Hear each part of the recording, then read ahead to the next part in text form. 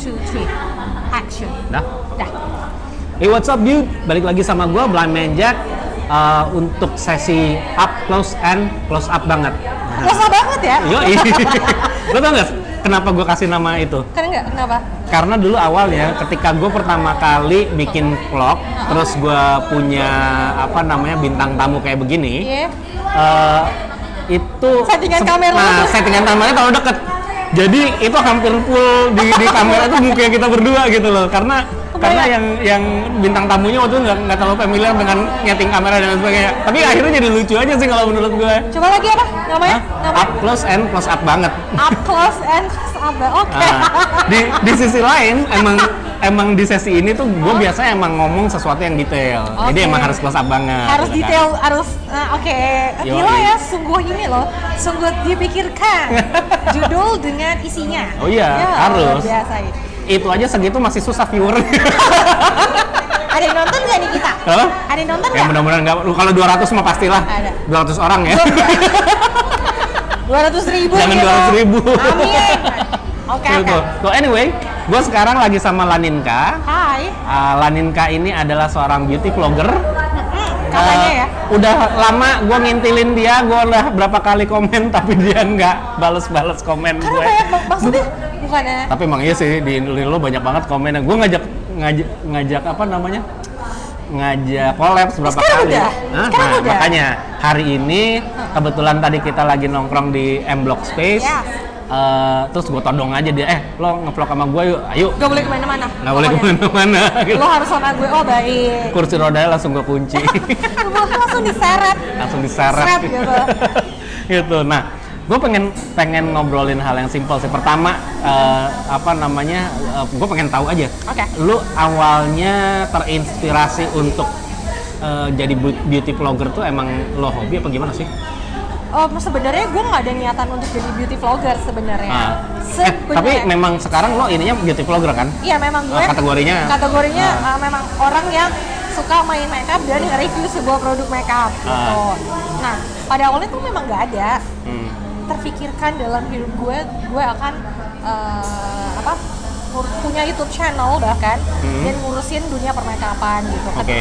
Ketika masa-masa transisi dari gue yang non disabilitas menjadi disabilitas, yang tadinya nggak percaya diri menjadi percaya diri karena makeup, gue tuh mikir gitu, kayaknya banyak deh orang yang merasa nggak percaya diri karena kondisinya berbeda. Sebentar. Kenapa nih depan kita?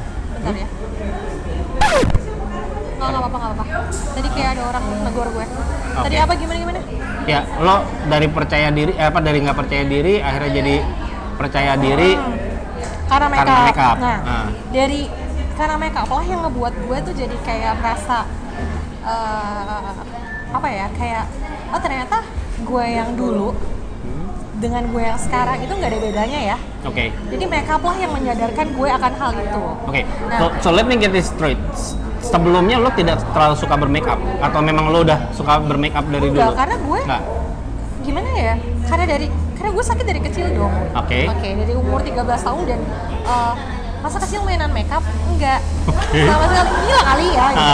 Nah, tapi ketika usia berapa ya, 15 sampai mau 17 tahun, udah lewat 17 tahun bahkan ada teman gue menawarkan produk makeup. Menawarkan apa, sorry? Menawarkan produk makeup. Beli dong gitu kan. Terus dengan pemikiran kayaknya oke deh ini kalau gue beli aja. Tapi niatan tuh hanya untuk membantu teman aja. Nggak lebih. Dari situ dia mulai kayak tertarik dengan dunia makeup, terus karena suka terus belajar dong. Bagaimana caranya pakai eyeshadow, foundation dan lain-lain. Nah, itu lo belajar dari mana? YouTube. Sampai akhirnya gue bisa nih. Lo punya saudara perempuan nggak sih? Punya. Dan nggak belajar dari dia juga atau dia lebih muda? Enggak, karena dia adik gue. Jadi lebih muda dari lo ya? Lebih muda. Saat itu belum menyentuh dunia makeup lah dia. Dari situ ketika gue belajar makeup dari YouTube dan kata teman-teman gue tuh gue cukup ahli untuk membuat eyeshadow atau apapun gitu lah ya. Mereka sering datang ke rumah. Mau belajar, belajar. Dari situ mereka ngomong, kenapa nggak bikin YouTube channel aja? Baru aja kali ya bikin YouTube channel, karena to be honest, gue dandan tuh berbeda bang. Tangan gue itu nggak bisa nekuk sampai full ke muka. Coba tangan lo mana? Nah, Nah, orang kan kalau abang bisa nyentuh muka nih, ya kan? Gue tuh cuma sampai sini. Tek. Oke. Coba nih, kemudian coba. Kalau yang biasa gimana? Bisa sentuh sampai muka kan? Gini. Nah, gue tuh cuma sampai stek. Oke. Gimana caranya gue pakai makeup coba? So akhirnya gue pakai tongkat pijit. Ini gue selalu bawa kemana-mana. Tahu kan lo tongkat pijit ini? Saya kenal ini. Iya kan? Biasanya eyang gue yang pakai. Maksudnya? Ceplok ya. Iya. Nah jadi misalnya kayak brush makeup gue itu gue ikat di ujung tongkat ini, and then gue baru makeupan gitu. Nah terus kayak gila. Gue baru tahu tuh karena selama ini ya, gue tahu vlog lo, gue nggak pernah ada yang ngedeskripsiin. Oh iya, jadi cuma dengerin jadi aja gitu. gue cuma dengerin, udah dia beauty vlogger, that's it gitu. Nah gue baru tahu nih ada triknya ternyata. Bahkan tangan kiri gue tuh nggak bisa nekuk sama sekali bang. Oh gitu. Jadi kayak udah kayak kaku aja gitu. Nah dari situ tuh kayak teman-teman gue nyuruh bikin vlog biar dia bisa nonton vlog gue tanpa harus ke rumah untuk belajar. Terus kayak gila kali gue dandan aja tuh berbeda sendiri gitu. Mau dihujat sama netizen kan gitu. Iya bener gue takut gitu sampai akhirnya kayak setahun apa kurun 2 tahun gitu deh. Gue berpikir gue mau bermanfaat nih untuk orang banyak, untuk diri gue sendiri sih terlebih karena selama 10 tahun kemarin hidup gue tuh gak ngapa-ngapain gitu loh bang. Kayak gue mau bermanfaat untuk diri gue sendiri, gue pengen melakukan sesuatu yang mungkin bisa menolong orang. So akhirnya gue bikin YouTube channel dengan harapan gue bisa membuka pikiran masyarakat atau bahkan pikiran wanita-wanita disabilitas kalau ya bagaimanapun kondisinya kita tetap wanita dan wanita itu pasti hidupnya ngurusin make up gitu. Gak jauh dan dari lo video makeup. pertama lo waktu itu apa? Kalau lo ingat artinya make up kan macam-macam tuh ya yang setahu gue juga nggak ini banget sih. Tapi video pertama lo apa dulu? Video pertama gue ngejelasin gue siapa sih. Gue siapa dan bagaimana cara gue bermakeup, and then baru deh video kayak tutorial makeup gitu. Kalau dilihat tuh kalau dilihat ya, gue malu bahkan ngelihat video jadul gue karena kualitasnya jelek banget dan gue juga jelek banget kan. Gitu sih awal mulanya kenapa buat YouTube karena dorongan teman-teman. Oh gitu. Nah terus kalau menurut lo sendiri setelah lo mulai tampil di YouTube dan lo bermake up, seberapa banyak itu mendorong kepercayaan diri lo untuk lebih baik? Seberapa ngaruh deh gitu ke hidup lo? Ngaruh banget karena kayak maksudnya gue juga ya seperti yang tadi gue bilang, gue pengen bermanfaat bukan hanya untuk orang lain ya, tetapi untuk diri gue sendiri gitu. Pertama, jadi setiap kali gue buat YouTube channel bikin video atau vlog gitu, ketika gue proses editing dan lain-lain ada yang kurang, berarti itu kayak jadi pembelajaran gue untuk bikin vlog selanjutnya. Itu secara teknis ya.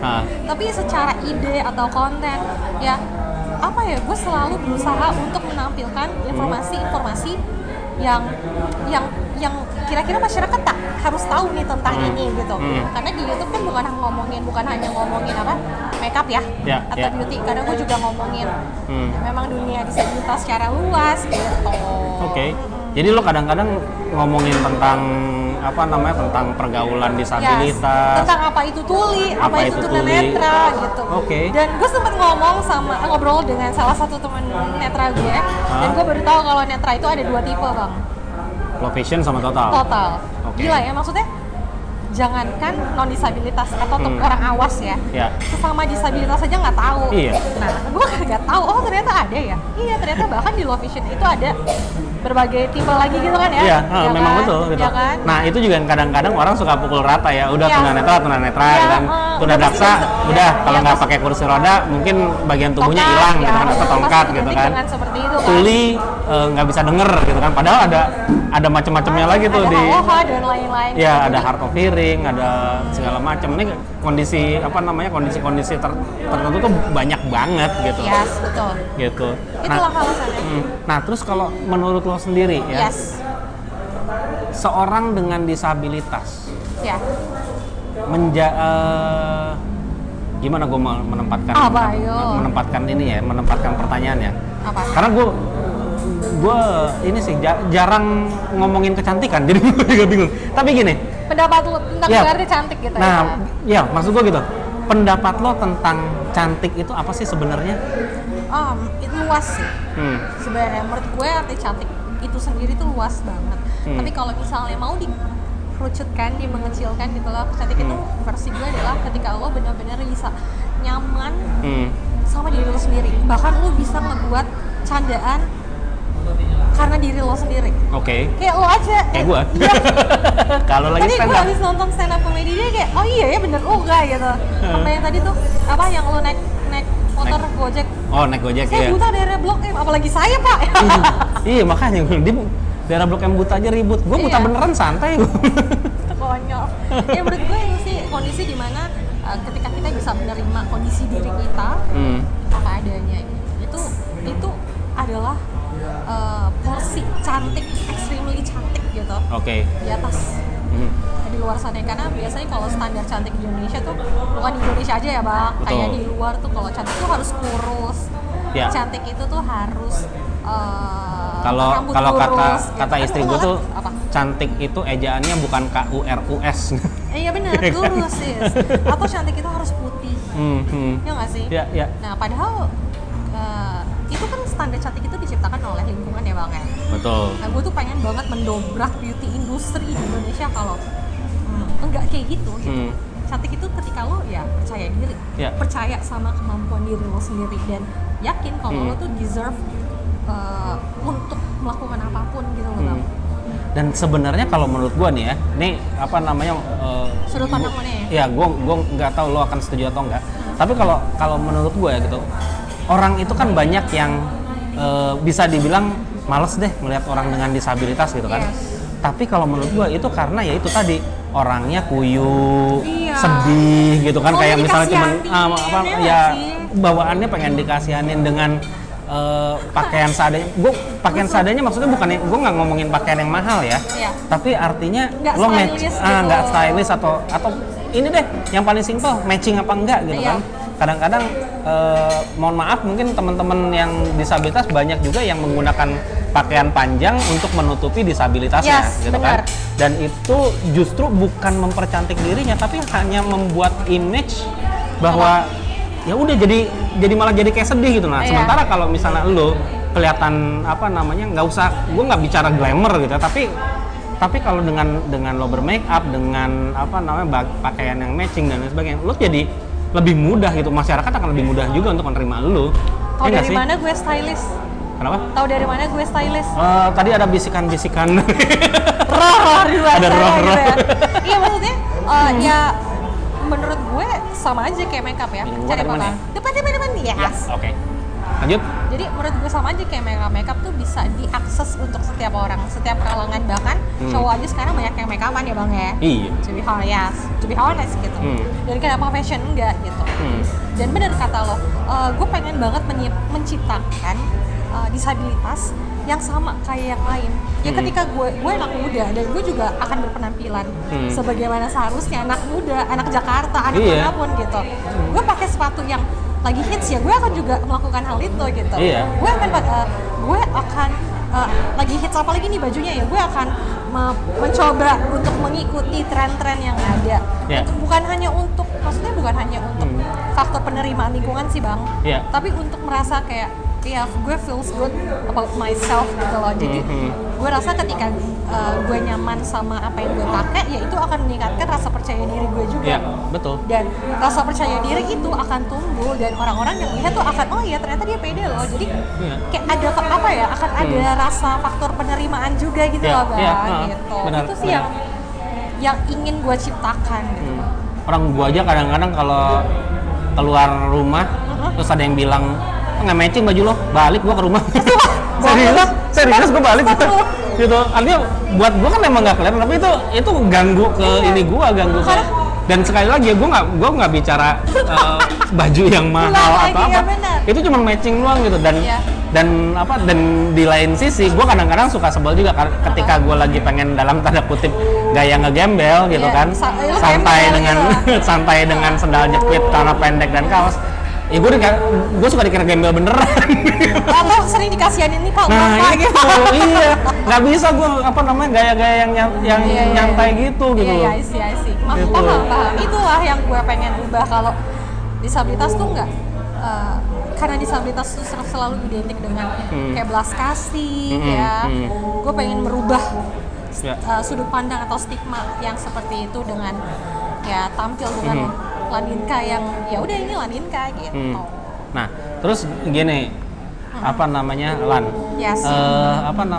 Kita rata-rata nih banyak yang menggunakan alat bantu. Ya. Gitu. Kayak misalnya gue pakai tongkat, gitu ya. Dan gue take care banget tongkat gue. Gue tuh tongkat itu gue minimal gue punya 2. Okay. Satu itu biasanya memang gue pakai buat sehari-hari dan itu yang bisa dibilang tongkat harian gue. Jadi bentuknya pun kadang-kadang agak sedikit nggak keruan karena udah sering dipakai. Udah sering pakai, kegesek apa dan lain sebagainya.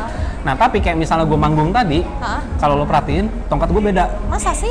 Beda, karena gue punya satu tongkat lagi yang itu tuh emang buat kondangan, buat gue manggung. Jadi itu kondisinya tuh lebih bagus, lebih inilah. Padahal itu bukan, sekali lagi itu bukan tongkat mahal, tapi karena jarang dipakai jadi kelihatan masih bagus aja gitu loh. Ada bang. Ada, beneran. Bahkan lu punya tongkat spesial khusus di setiap acara-acara gitu? Nggak setiap acara, jadi satu tongkat itu memang buat event.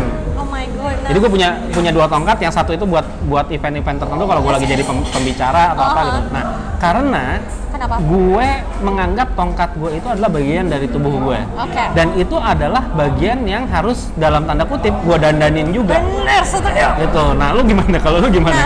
Kayak misalnya lu dengan kursi roda lu gitu loh. Apa sepeduli apa lo dengan kursi roda ya? Dengan alat mobilitas gue ya. Peduli banget sih sebenarnya. Okay. Jadi dulu ketika pertama kali untuk memilih kursi roda, kursi roda gue itu kursi roda traveling. Oke. Kursi roda traveling itu kalau gue bisa deskripsikan, bentuknya tuh kecil, dan rodanya tuh kecil. Nah kalau mana tangan lo? Nah ini tuh roda gue ini sejajar dong dengan bangku gue. Oh iya. Itu bisa gue kayuh sendiri. Tapi kalau kalau yang traveling tuh yang traveling itu kecil dan itu harus didorong sama orang. Itu kayaknya yang dipakai bokap gue deh. Ya, yang pokoknya yang identik dengan kursi roda rumah sakit lah. Ya, untuk pakai lansia biasanya. Benar.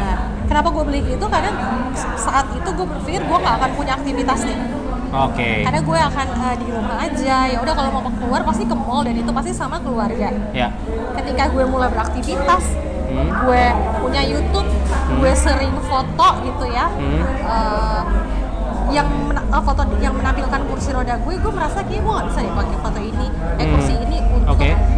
Lo ngerasa nggak nyaman dengan? Iya merasa nggak keren aja kursi roda gue gitu kan, ngerasa betul. Kayaknya kurang oke deh. Maksudnya baju gue udah bagus, terus kursi roda gue kayak kursi roda, wow sorry kayak nenek kursi roda nenek gitu. Oke. Jadi kayak gue mesti beli kursi roda yang lebih modis gitu ibaratnya, yang terlihat lebih ini memang kursi rodanya anak muda gitu. Dan itu sama perspektifnya seperti lo mau beli baju, aduh baju mama nih gitu. Iya kayak nggak sih? Mama gitu. Dan itu pada kaget, maksudnya kayak sempat ditanya sama ketika gue beli ini kursi roda yang baru nih bang, jadi kursi roda. Ini yang lo pakai ini. Disebutnya kursi roda sport. Jadi ketika pertama kali gue membeli kursi roda ini, banyak teman gue yang nanya kenapa beli kursi roda ini sih gitu. Nggak apa-apa, soalnya keren. Biar gue ketularan keren. Maaf gak sih? Nah tapi itu kayak tongkat lu aja itu kan salah satu penopang penampilan lo. Kalau menurut gue itu bukan sekedar alat bantu tapi udah bagian dari tubuh gue gitu. Right. Jadi kayak ya udah kenapa nggak gue dandanin aja sekalian. Dan ya itu gue juga encourage teman-teman ya, terutama teman-teman tunanetra tuh banyak juga yang mereka nggak mau pakai tongkat gitu ya. Sebenarnya itu pilihan sih, mereka nggak mau pakai tongkat putih atau atau mereka lebih prefer untuk dituntun gitu. Tapi sebenarnya tongkat itu juga balik lagi, satu itu bagian dari tubuh kita, yang kedua itu identitas kita juga gitu. Jadi kalau misalnya kita bawa tongkat itu orang tahu, lo tunanetra jadi ya mungkin jalan orang lain akan berhati-hati tidak menabrak lo dan lain sebagainya gitu kan. Itu jadi ya gue encourage aja sih buat teman-teman alat bantu itu ya udah dipakai, diperlakukan sebagai bagian tubuh juga. Bener. Lo ada perawatan khusus nggak sih buat kursi roda? Oh nggak ada dong, paling dibersihin aja. Bersihin aja. Kayak udah kotor kayak mesti gue cuci deh, karena bannya suka kempes juga kan. Oh iya, kalau ban pasti. Dibenerin. Ini sama aja sih bang, kayak tas. Ya nggak sih? Iya benar. Cewek tuh kalau beli tas banyak banget kan. Hmm. Kalau misalnya datang ke kondangan gitu, kan nggak mungkin doi pakai ransel. Oke. Ya nggak sih, jadi pakainya clutch. Ya kan nggak mungkin pakai ransel, jadi ya sama aja sebenarnya kayak disabilitas tuh semua hal disesuaikan. Gitu. Ya, dan kalau misalnya ketika orang mengekspos bagian tubuhnya Yes. yang menurut orang lain tidak lazim, jadi kayak misalnya gini, ada cewek atau ada cowok, dia dia nggak punya tangan nih, kiri kanan, terus dia pakai apa namanya, apa sih kalau istilahnya kalau yang apa gaun yang apa namanya, yang you can see gitu, gue cuma tahunya you can see doang. Apa dress? Tank top, kemben. Ya atau model kemben atau apalah gitu. Menurut lo gimana? Keren dong. Maksudnya gue yakin sih pasti dia punya proses untuk berani memakai baju itu dong. Menonjolkan yang kata orang kekurangannya ya. Menurut gue itu nggak kurang sama sekali. Ya keren dong. Berarti dia benar-benar udah menunjukkan jati dirinya. Oke, this is me. So ya udah, gue mau killing it. Selama itu bukan paksaan. Iya, selama dia nyaman. Dia yang memilih, kan? Selama dia nyaman memakainya dan selama dia pede memakainya, ya why not? Gitu. Iya. Ya paling yang nyinyir siapa? Netizen paling. Nah itu kadang-kadang orang justru perspektif orang yang harus akhirnya diikutin gitu kan. Benar. Kan itu nggak pantas, nggak tega ngelihatnya, apalah segala macam kayak gitu-gitu lah. Gitu. Padahal ya masalahnya di lu, masalahnya bukan di orang yang pakai bajunya gitu loh. Sama kayak gini sih, nyokap gue tuh masih sebel kalau ngeliat gue pakai heels. Gue tuh sebenarnya anak sneakers banget. Gue suka banget pakai sneakers gitu. Terus ketika gue isi sebuah acara jadi narasumber, so gue harus berpakaian seprofesional mungkin dong, ya kan? Iya betul. Bener kan? Gak mungkin gue pakai kaos biasa gitu. Iya. And then setuju ketika jadi narsum, pakaian gue sudah profesional kan nggak mungkin terkadang ada baju-baju yang tidak bisa dimatchingkan dengan sneaker. Ya. Bisanya dimatchingin dengan heels. So ya udah gue pakai heels. Tapi emak gue tuh suka yang, kamu ngapain sih pakai heels gitu? Nggak pantas gitu. So apa namanya? Nggak usah lah gitu. Ya nggak bisa kalau gue pakai sneakers itu malah makin kagak nyambung nih. Malah aneh gitu kan? Aneh. Jadi memang harus pakai heels gitu. Atau mungkin misalnya kalau kita mau ngedengerin ini ngapain sih lo pakai heels, emang bisa berdiri gitu. Nah, mohon maaf, ini saya beli pakai uang saya sendiri dan ini buat menambahkan rasa percaya diri saya. That's what matter. Itu yang orang-orang kadang-kadang nggak ngerti. What does it does to our life gitu kan? Itu yang impact-nya tuh gitu. Lo suka gini gak sih bang? Lo matching banget. Emang ngeliat kan? Nah iya kan kayak gue sering banget tuh gitu tuh. Emang ngeliat deh. Kan yang nikmatin gue bukan gue doang gitu kan. Yang merasa nyaman atas apa yang lo pakai ya diri lo. Iya. Gue kadang-kadang gue tuh sekarang gini, kalau dulu memang apa namanya, artinya gue gaya memang pengen gaya ya. Tapi kalau jujur amat ya. Jujur gue mah gitu. Tapi kalau sekarang gue tuh kadang gue cuman pengen ketika gue keluar, gue tetap pengen matching, pengen looks good. Yes. Itu supaya orang melihat how lucky my wife is to have me. Yes. Itu loh. Gue yang pengen pengen gue tunjukin ke masyarakat tuh itu gitu loh, bahwa gue tuh punya orang-orang yang pengen bangga sama pengen bangga dengan gue gitu loh. Salah satunya istri gue, anak-anak gue gitu kan. Itu meter buat gue tuh meter banget gitu loh. Ngaruh banget gitu. Jadi bagaimana gue berpenampilan itu selalu jadi pertimbangan gue. Benar. Apalagi ditambah sudah masuk ke dunia entertain ya bang ya. Penampilan adalah kunci di mana menurut gue penampilan itu hal pertama yang dilihat orang dan dinilai orang. Nah itu juga artinya gini, banyak teman-teman sekali lagi teman-teman difabel yang mungkin ada yang sekarang kan banyak nih yang jadi penyanyi gitu kan, ada yang jadi penari, ada yang apa. Nah tapi ya gitu, mereka kurang memperhatikan penampilan gitu. Lo sering ngeliat yang kayak gitu? Ya. Akhirnya jadi kurang asik. Kalau lo bisa tahu ya, muka gue ketika ngejawab tuh kayak males gitu ya. Ya sering banget banyak ya.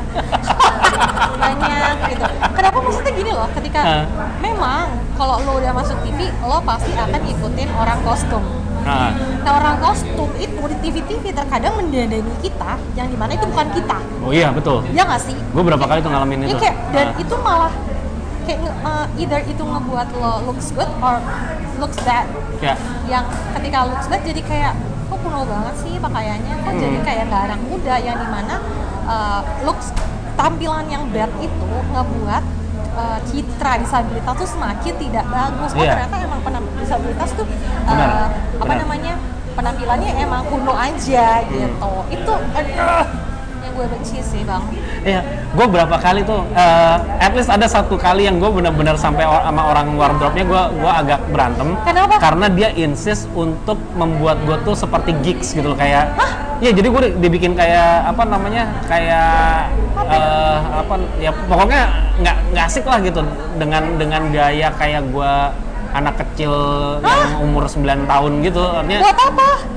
Ya, buat lucu-lucuan. Memang waktu itu acara stand up gitu ya. Tapi gue bilang gue nggak mau jadi gigs kayak gini, dan gue ngelawan dalam apa namanya, dalam artian ya balik lagi.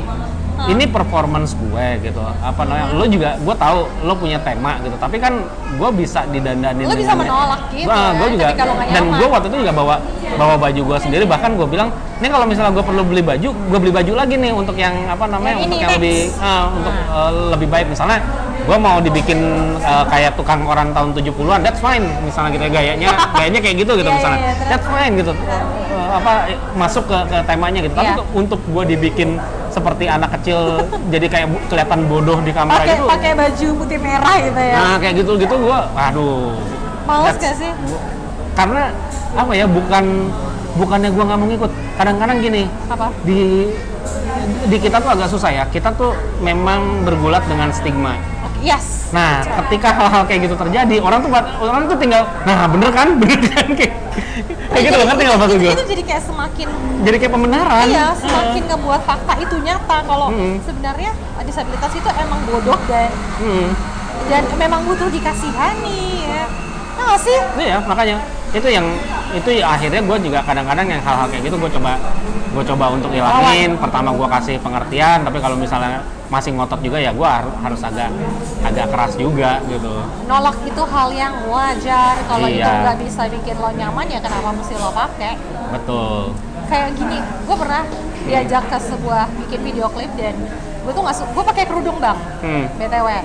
Oke. Ya, jadi kerudung gue ini tuh kerudung yang apa ya, yang segitiga. Oke. Yang cuman sederhana banget lah gitu ya. Nah, suatu kali si orang kostumnya ini mendanani kerudung gue tuh yang waduh belibet-libet gitu loh, Bang. Oke. Gue malu ngeliat diri gue sendiri aja, men. Oke. kalau ini gue biarkan. Terus video ini tayang, gue bahkan nggak mau itu nge-share hasil videonya. Jadi itu kayak gue tolak, gue nggak mau kayak gini. Ya ini nggak nyaman, dan lo nggak pede daripada performa gue yang nggak maksimal. Oke. Mending dibuat sederhana aja, dibuat biasa aja, biar gue seneng. Hasil gue tuh juga maksimal gitu. Oke. Ya nggak sih? Iya, bener. Artinya itu adalah kebebasan kita juga, hak kita juga untuk nolak gitu, nggak? Karena itu tadi balik lagi, kalau lo iyain, stigmanya bisa lebih kuat. Di sisi lain, perasaan lo juga akan lebih nggak enak lagi gitu loh. Lo akan makin malu, bukan yang maju kita malu. Iya. Itu jadi, aduh, kayaknya gimana gitu. Sekarang lo mau tanya sama lo.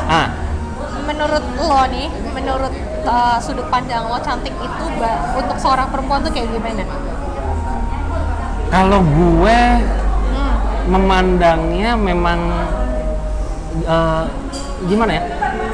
Kalau seseorang itu terasa, buat gue ya, gue ngerasa ketika deket sama dia, terus gue ngerasa dia itu bersih, dia itu terawat, tapi bukan yang perawatan tinggi gitu ya. Bukan terlihat secara fisik gitu ya. Terawat kayak. Artinya gue ngerasa nyaman dari segi itu tadi. Gue ngerasa deket sama dia itu dia bersih, wangi misalnya.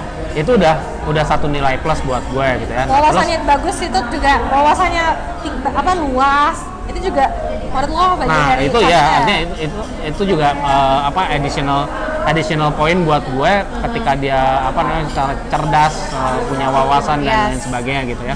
Tapi gue juga sering sekali gitu ketika ketemu orang terus ada yang ngasih tahu gue gitu ya, misalnya si itu kalau pakai baju kagak matching loh, gue juga langsung ilfil.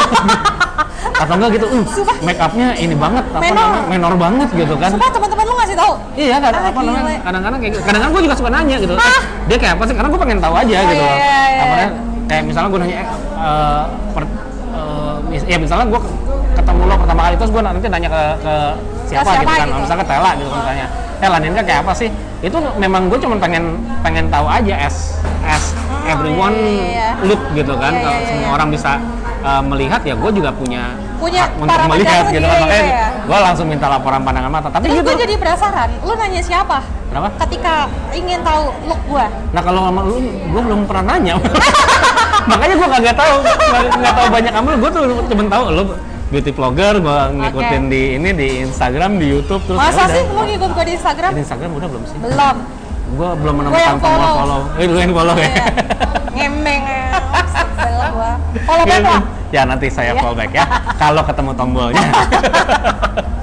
Oke, lo punya tips nggak buat temen-temen yang yang ingin tampil cantik?